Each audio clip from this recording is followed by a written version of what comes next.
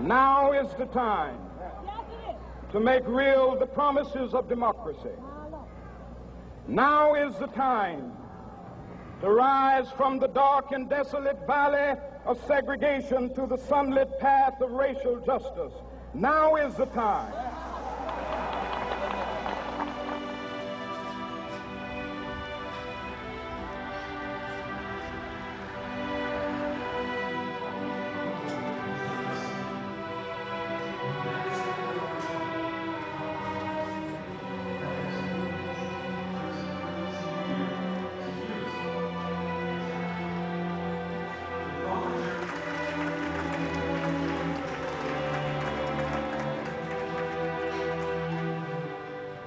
Dr. King is someone who believed deeply that our nation was capable of delivering on its promise of freedom, justice, and equality for all people.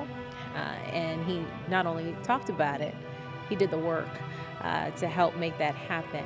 And that's something that I hope people take away from today, that it's, there are so many things that we can take exception with in our society, right?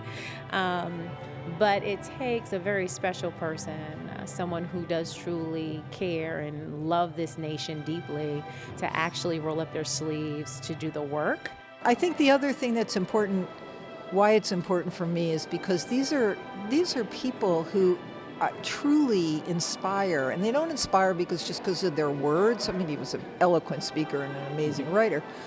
But my God, the power and the courage, I think about people like him and just the courage that they exhibit to do what they believe is just amazing. I can't imagine having that courage. I aspire to have it, but I don't, and they're inspiring because of that, of so much of that they're so willing to take such an enormous risk.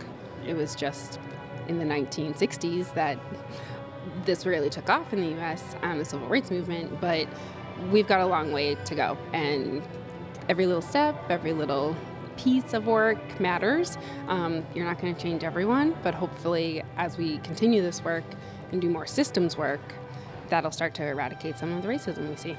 We have been blessed through him, which means that the work needs to continue. And as we go along and as we progress, we realize that there's more that we didn't even know before, and there's more that has to be done, and that includes all people who are marginalized, all people who feel that they do not have a voice in the United States of America, and those people need to be given a voice. And it's important. It's important for all of us to recognize that there's a lot to do, there's more to go.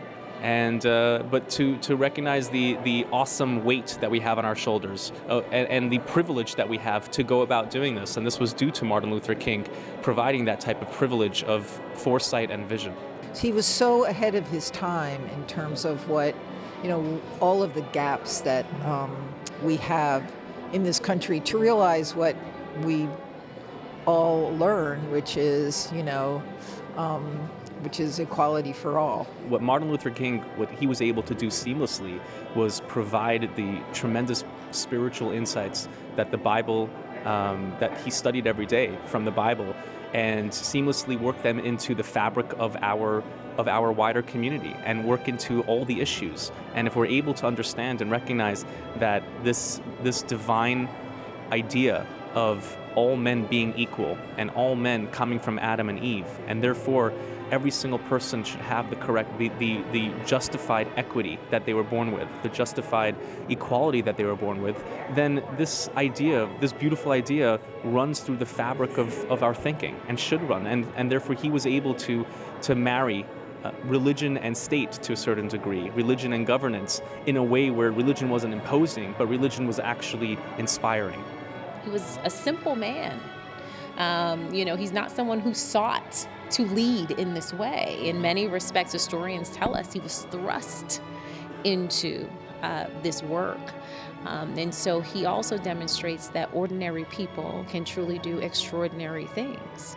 And so I hope that each individual, each person who has the opportunity who takes the opportunity to observe today, really does think about what they can do to contribute to our communities, to help make them better and stronger, and that we believe in ourselves that we actually have something of value to offer.